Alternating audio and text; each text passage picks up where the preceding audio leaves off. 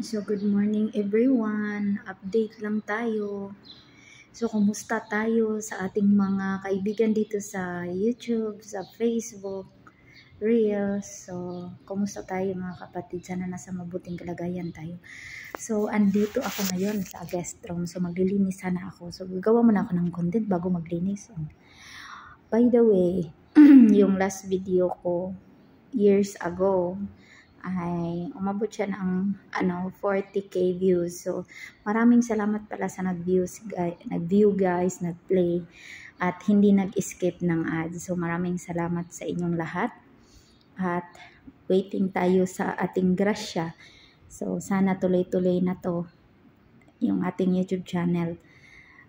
At saka update din pala doon sa dumami yung viewers until now. Hindi pa rin talaga nawala.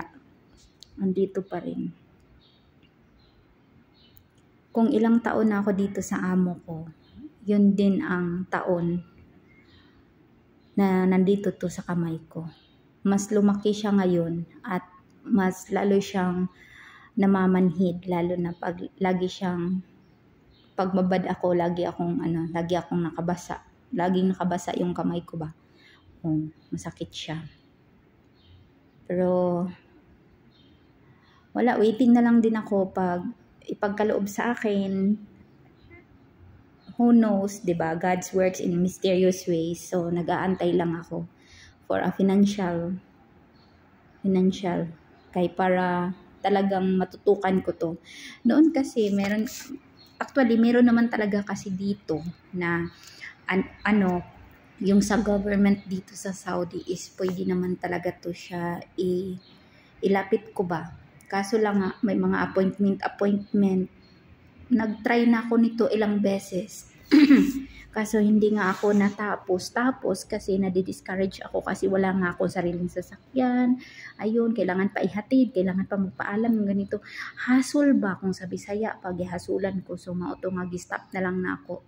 Nag-ampo na lang jud ko sa Ginoo nga tagaan na lang jud ko niya sa right time nga mawala ni. So dili ba siguro ko mamatay pa ani atungod lang ani. So wala lang, padayon lang tas pag-ampo, padayon lang tas sa pagsalig sa kaniya. Pero once again dili ta relihiyoso. So dikapit lang jud ta sa Ginoo kay wala tay laing kapitan.